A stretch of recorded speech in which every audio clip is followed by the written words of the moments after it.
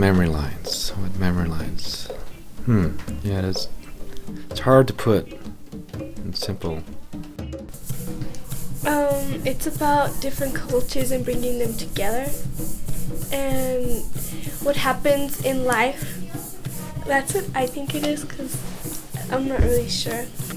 Memorylines is, like I said, a great opportunity to mix with people with similar likes. It's just about a play with all these people who have different memories and come from different places. Interesting. Memorylines is interesting. You're a good dancer, Agnes. Oh, you think so? Yeah, you're great. Oh, thank you. this is a cool one. I say that Memorylines is a community dialogue multimedia project. It's a process as much as it is a performance. Para mí, Memorylines es como escribir las líneas de la vida, como las líneas de todo lo que te ha pasado en la vida, pues, ya sean buenas o malas. I would describe it as a group of people going back in time, reenacting special memories in their life. Memory lines, to me, I probably couldn't explain it in words, but right now what I can do is just say that it's an experience of memories, and it's interacting with people, and it's learning.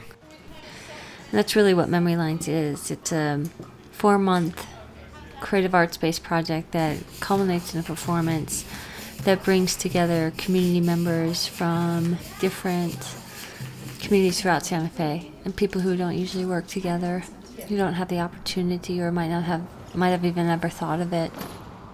My name is Molly Sturges, and I'm the artistic director of Memorylines and also the creator of the project.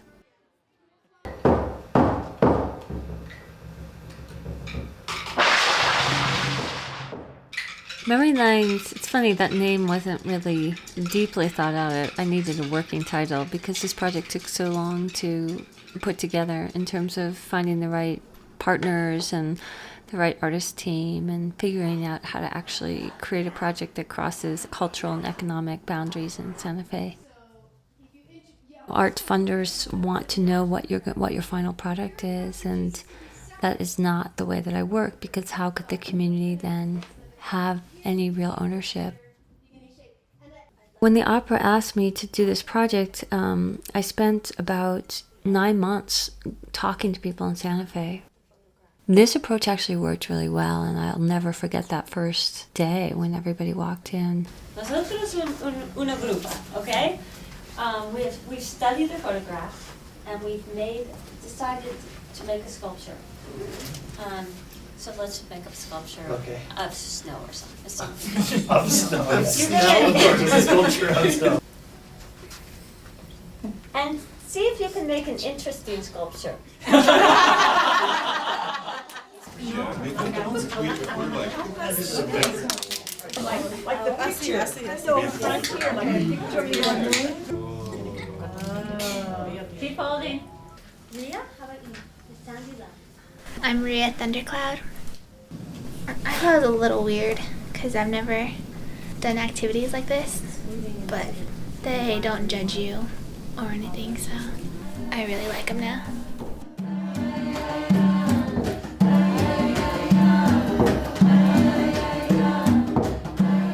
My name is Agnes Trujillo. You want to sing?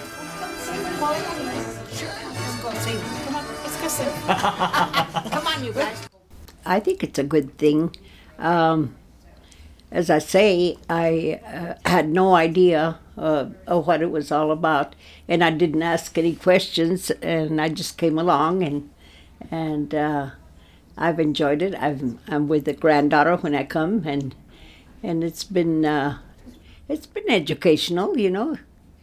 Live and learn, like they say. My name is Esmeralda. I like it because there's all kinds of different people. They're not the same, you know. A lot of them are pretty much funny. I'm Poppy Wilder. I just thought, wow, this is a big group of just really happy people. I don't know. I thought it would be so much fun. I don't really know what to expect. My name's Lupe Garza. I was somewhat not knowing the actual structure of the whole production or what it's going to be. There was some intimidation there because I've never have performed on stage. David Gallegos. You know, it's amazing. Molly has this great way, and I'm learning, and just how she kind of invites people in. She kind of makes people feel very safe and comfortable. We don't force anything, or we don't have any set idea or agenda about where the project's going. Again, the ensemble members kind of bring forth the source material that we work with. This is the recording of all the messages she received this week. We've been working a lot with lists of daily activities, like if you were going to document your day, exactly what you did, where you went, what you thought, what you saw. They're so touching. Bob's daily list from Santa Fe Cares. Questions. I think it'd be good to read Bob's for a while here. Oh, please. Arise in prayer. What can I anticipate today? Answers to troublesome problems. What can I ask for? Shaving. Be careful with my razor. I cut myself yesterday. Dress for the day. Do I have any clean underwear? Breakfast. Why is it so dull? Feed the birds. Inspect the feeders for damage. High winds the night before. Fill the feeders. Will I have enough seeds for tomorrow? Please notify the program's office to get more sacks of seed. Inspect and fill 18 feeders. Update my journal. Is it correct? Take an hour nap. Go to lunch. Watch out for spills from table mates. Trade rumors. Do any impact me? Take a walk around the building. Will I ever leave it? Return to play bingo. Why did I join? Over the dinner table was discuss only rumors that impact us. Call my wife. Why do I submit myself to her sarcasms? Watch TV, especially sporting events, a form of stress relief. Say a closing prayer. Give me strength to continue. Could you just say your name? Bob Simpson. Okay. Rocket! Scientist! Nobody expected me to be here today. They thought 3 years ago that I wouldn't make it. Somehow or other I contracted Tempest disease, which is like blood poisoning. They gave me a 50-50 chance of survival. And so I had an operation and they sent me over to the care center and I've been there since. It's been a growing experience. I know I'm never probably going to leave there, but if I have venues like this, that'll keep me going. When people are going through serious illness, there's often a kind of openness that normal functioning people often don't have. Working with people with cancer and then getting cancer, it had this kind of profound effect of clarifying what's important in life. And I think for that reason, it's absolutely been a gift. It's kind of, it's really amazing how much I thought I understood about that experience, but going through it, I realized how little I knew about that experience. And that's quite an eye-opening thing. You know, I'm sure it's true with Memorylines. You know, I'm getting very sensitive to what the immigrant experience might be right now. But there's no way that I could really know what that means. And I suppose the cancer has made me sort of understand that better. My name is Jaime Becerril. I came here when I was 17. I was a runaway kid. I came through the border without any documents. It took me about 10 years to get any legal residency. I went to school and I was able to get my associate's degree, a bachelor's, and then I moved to New Mexico to get my master's degree in social work. I've been here in New Mexico about 6 years now. And throughout those 6 years that I've been here, I've been really working in the trenches with the immigrant community. This project of Memorylines, it's very strange. I wasn't, at the beginning, I didn't quite understand the process, you know. But through the few months that we've been here, the process has really made me, and I'm sure it's made a lot of people think about, our experiences. It's been just fascinating to be able to remember things that I maybe consciously wanted to forget. Jaime's touchstone is this door that he said reminds him a bit of a keyhole in a way. And what's really important about this for Jaime is that when he crossed the border when he was 17, he was put into detention the first night and felt a lot of shame and dealt with that shame for a long time. And upon visiting this door, it was and seeing this, it was kind of an opportunity to re-experience and re-understand that these journeys have been made for so long, and in fact they were never about these kinds of borders that we have now. ¿Puedes cantar por mí la canción de una canción importante para ti de Guatemala? Que es muy común allá. Dice: yo soy pura guatemalteca que me gusta bailar el son con las notas de la marimba, así baila mi corazón. Y yo pienso que mejor si no digo el nombre. ¿Sí? Es bueno. Okay. Es muy duro emigrar. Mi esposo decidió venirse a los Estados Unidos por la situación económica de Guatemala, pero fue muy difícil para nosotros. Y pasó el tiempo, fueron 3 años y meses. En un mes de octubre, recuerdo muy bien, hablamos con él y le dije: los niños están muy tristes y que si él no decidía regresar, pues yo me venía con los niños. Aunque muchas personas me decían: es muy peligroso, la frontera, te roban, te violan, matan, se llevan a los niños. Yo decía: yo voy a cuidar a mis hijos y Dios va a estar siempre con mis hijos. Y sí fue muy difícil porque mis hijos se los trajeron antes que a mí. Y a Dios gracias, mis hijos llegaron muy bien. Tardé como 22 a 27 días para llegar a los Estados Unidos, de Juárez para acá. Fue mucho sufrimiento. Estuve en la cárcel. Me atraparon como 3 veces la migración de Estados Unidos.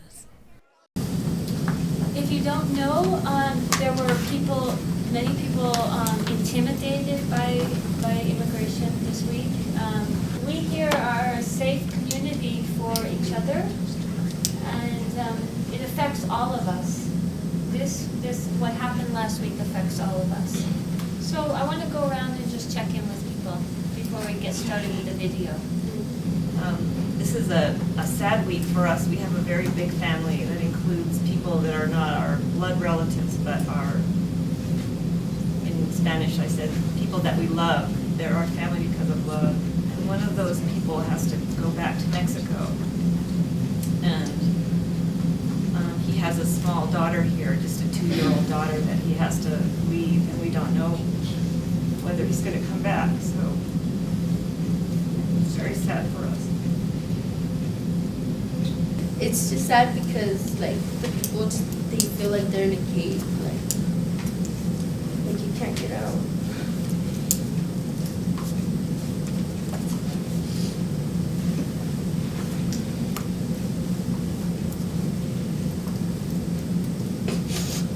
Bueno, yo creo que esta semana fue muy dura para nosotros, para mi familia, porque quiero decirle que muchas personas de los que venimos acá somos personas que solo queremos tener una vida mejor. Somos personas que solo queremos trabajar. Sí.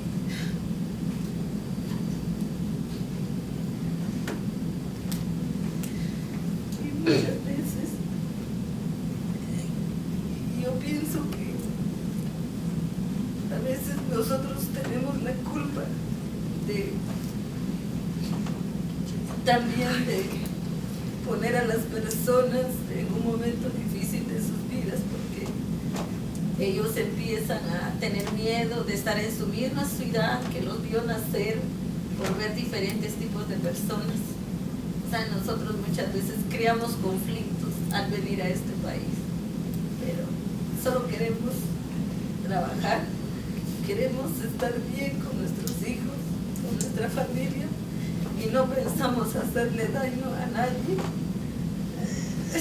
De verdad, a veces uno está aquí y cree que piensa en un momento, ¿por qué me vine a estar con mis hijos con miedo, escondida dentro de la casa? Si yo no soy ningún delincuente, yo no quiero hacerle daño a nadie. Te pones a pensar en esto y piensas, si estuviera en mi país, no importa comer algo muy sencillo o estar pero feliz. Mi esposo, él trabaja en el periódico y a la 1 de la mañana él va a tirar el periódico y yo me quedaba muy nerviosa pensando, ¿y si a él lo agarran? ¿Y si a él le pasa algo? ¿Qué será de nosotros? ¿Qué será de nuestra familia? No vamos a tener quien nos ayude a pagar la renta del apartamento. Vienen a tu mente muchas cosas y te sientes muy confundida. Pero todo esto va pasando en tu vida y empiezas a pensar tantas cosas, pero les digo que esta semana fue muy difícil, fue muy cansado para nosotros, pero quiero decirles también que en el grupo aquí, como estamos, yo me siento muy contenta, muy feliz y estoy muy animada porque cada día aprendo cosas muy bonitas, cada día aprendo a muchas cosas, pues aprendo a abrir mi mente en cosas diferentes, como que me ayudan a cambiar, a no estar pensando en que tengo temor, que tengo miedo, ¿no? Esto me ayuda a abrir más campo aquí también y estoy muy contenta aquí de estar y disculpen a todos porque de verdad no puedo hablar, soy muy débil. Gracias. Gracias.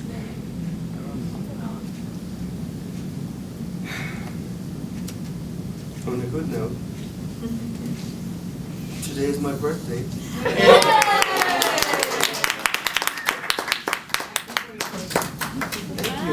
Happy birthday on the eclipse. Happy birthday to you. Happy birthday, dear Jaime. Happy birthday to you. That was terrible. Okay, let's do it again. We need to do it memory line style. Okay. Director? Okay. I don't know what the final thing's going to look like or how it's going to affect us. There's something about finding those moments and holding them as these sort of throbbing hearts or organs or something that are so alive but delicate. This kind of intimacy has to still be the core of it. And so this is a totally new thing for me, is how you stage something so large that's so tender. So it's going to be really interesting how this works out. But I'd say we have some very strong performers in there, people who would never call themselves performers. I mean, powerful people who I really think are going to be able to hold their space on stage. I don't talk about this work as spiritual overtly, but of course that's what it is for me. I wouldn't be doing it if it wasn't. It's this incredible warmth and this incredible beauty that exists all the time that for whatever reason we don't create opportunities to discover that and be in it. And so this is my response to that. I do this work because I need to do this work. It helps me to breathe. It's one of the only places I feel a kind of direct communication with something essential. I just want to make sure, you know, I'm a person here and I'm also a director, and I know that this is the magic and this is the thing, this is what it is for me. And as we go into now opening what we've been creating and preparing to open that to like 700 people at the Lensic, you know, as we sort of navigate that territory of what that is, how do we not disconnect from this? And that's the most important thing for me, is making sure that this is constantly the connecting point, even when we're on a big stage in front of a